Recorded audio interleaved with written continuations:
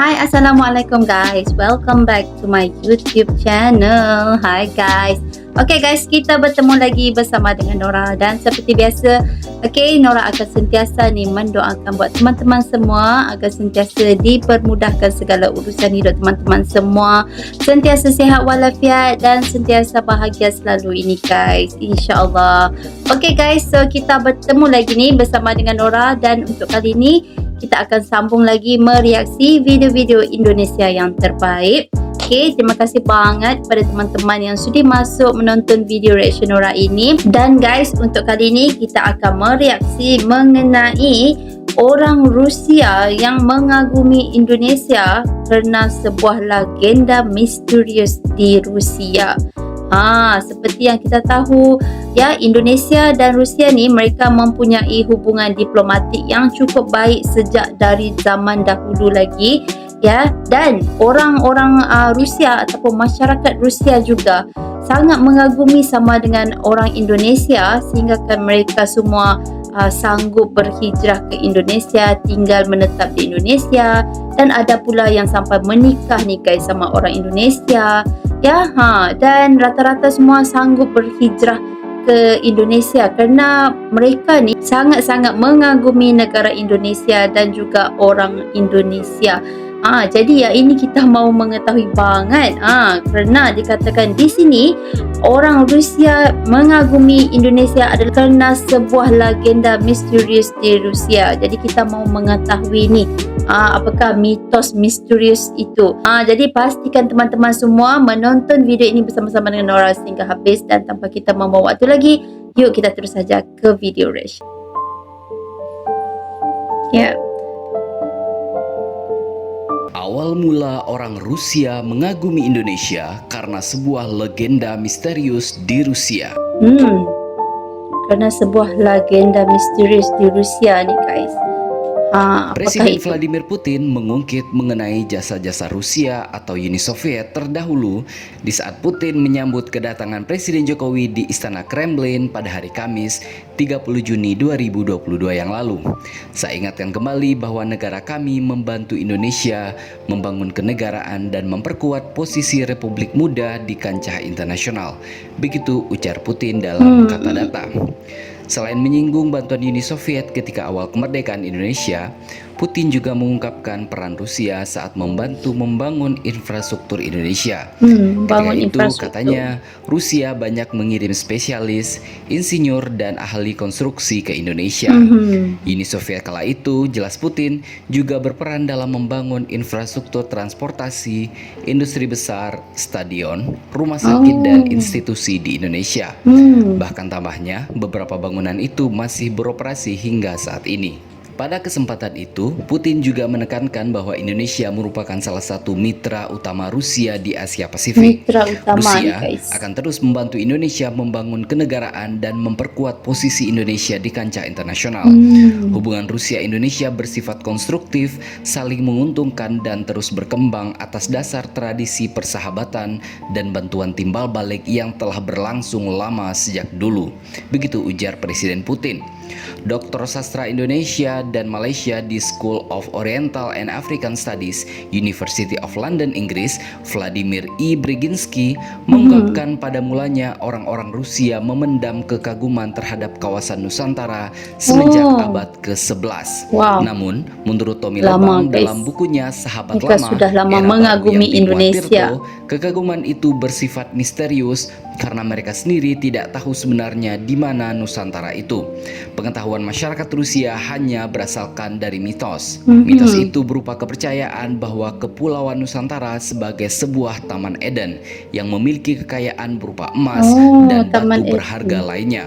Begitu ujar Tommy Lebang dalam bukunya. Saat dalam jajahan Belanda, Kekaisaran Rusia telah menempatkan seorang konsul pertama dan terakhir di Batavia, yaitu M. Bakunin. Dia memegang jabatan sebagai konsul itu pada periode 1894 hingga 1899. Hubungan Rusia-Indonesia juga terkait dengan sosok Tan Malaka yang hadir dalam Kongres Kominten 4 di Moskow pada tahun 1932. Bukan hanya Tan Malaka, ada juga Munawar Musso yang pernah tinggal di Moskow. Musso merupakan pemimpin Partai Komunis Indonesia atau PKI di tahun 1920 hingga pemberontakan PKI di Madiun 1948. Di Moskow, Musso menyusun bahan pelajaran bahasa Indonesia untuk mahasiswa Uni Soviet. Hubungan ideologis ini kembali muncul saat proklamasi kemerdekaan Indonesia dikumandangkan pada 17 Agustus 1945. Uni Soviet menjadi salah satu negara yang terus-menerus mendukung kemerdekaan Indonesia. Andrew Gromyko pada sidang PBB dalam kurun waktu 1945 hingga 1947 terus mempelopori gerakan mengecam Belanda yang melestarikan penjajahan di Indonesia. Oh, dia mengecam Belanda nih, dengan guys. reproduksi berita tentang para pejuang kemerdekaan Indonesia. Uni Soviet juga mendukung kedaulatan dan kemerdekaan Indonesia yang mereka suarakan dalam beberapa forum internasional seperti Konferensi Asia di Delhi pada tahun 1949 serta pertemuan Dewan Ekonomi dan Sosial PBB atau ECOSOC pada tahun 1947 hingga 1948. Seperti dikabarkan oleh Kompas, beberapa tokoh bangsa seperti Ali Sosro Amijoyo, Insinyur Juanda, Sartono, Wilopo, dan Adam Malik secara terang-terangan menyampaikan rasa terima kasihnya kepada Uni Soviet dalam pidato-pidato mereka. Kemudian pada tahun 1948, secara de facto, Uni Soviet mengakui kemerdekaan Indonesia, lantas disusul dengan pengakuan de jure sekaligus pembukaan hubungan diplomatik Uni Soviet Indonesia pada tahun 1950.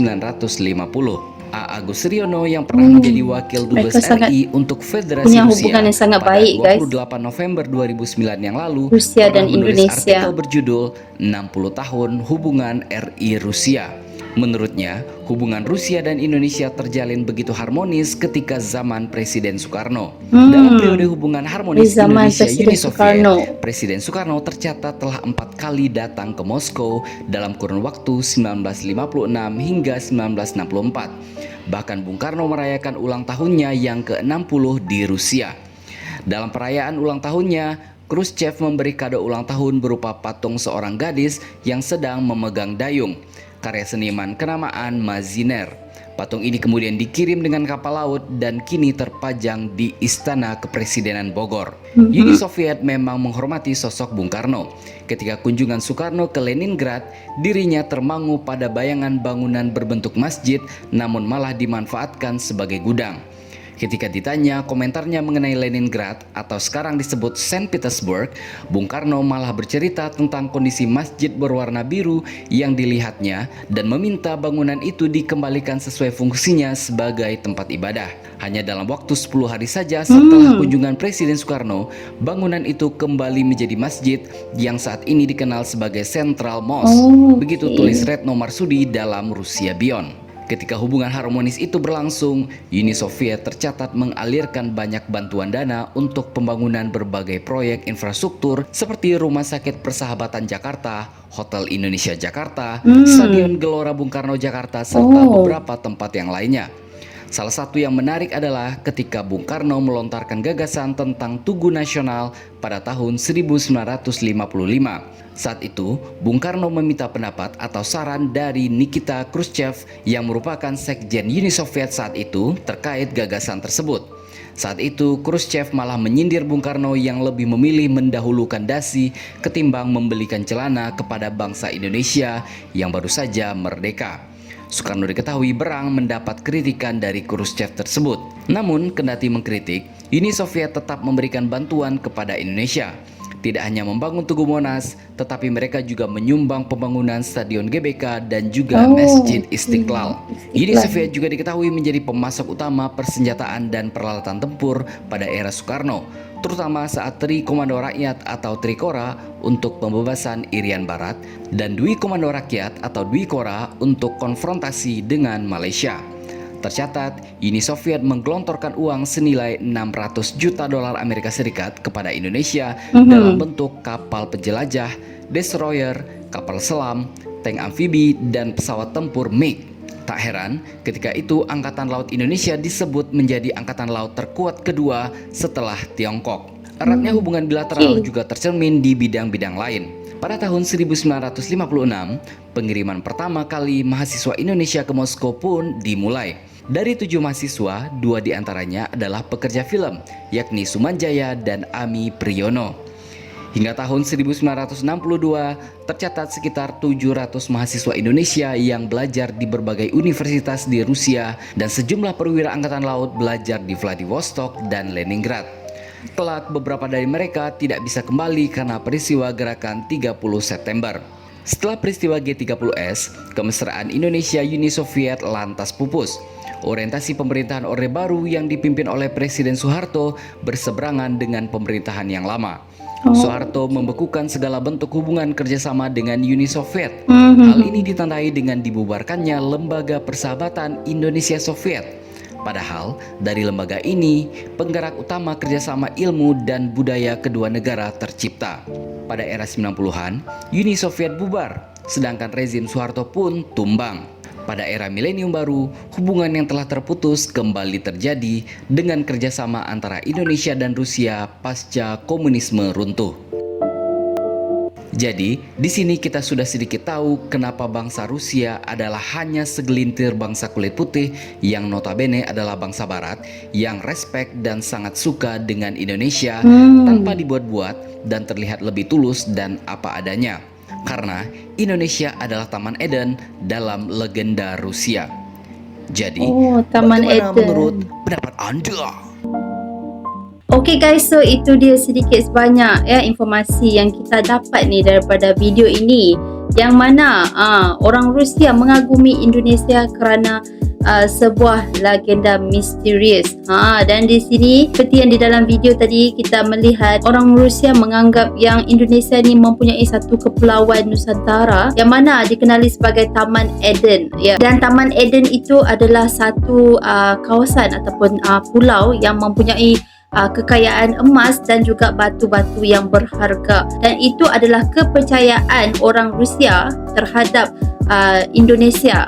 Dan di sini apa yang diberitahu di dalam video itu tadi, itu adalah sedikit sebanyak mitos ya, kepercayaan orang Rusia terhadap negara Indonesia. Jadi sedikit sebanyak mempengaruhi orang Rusia untuk membantu negara Indonesia dengan lebih mendalam lagi ni ya, dan sekaligus sebenarnya membuatkan orang Rusia mengagumi dengan negara Indonesia atas kerana keindahan dan kekayaan alam semula jadi yang terdapat di Indonesia, yang ada di Indonesia, dan juga masyarakatnya sekali orang Indonesia. Presiden Rusia dan juga Presiden Indonesia sudah pun mempunyai hubungan diplomatik yang sangat baik sejak dari zaman dahulu lagi, dan sehingga sekarang ini guys, hubungan Indonesia dan juga negara Rusia sangat baik. Dan di sini kita dapat lihat hubungan diplomatik itu sekaligus membawa ke arah kemajuan kepada Indonesia. Dan Rusia juga adalah salah satu negara yang mengakui kemerdekaan Indonesia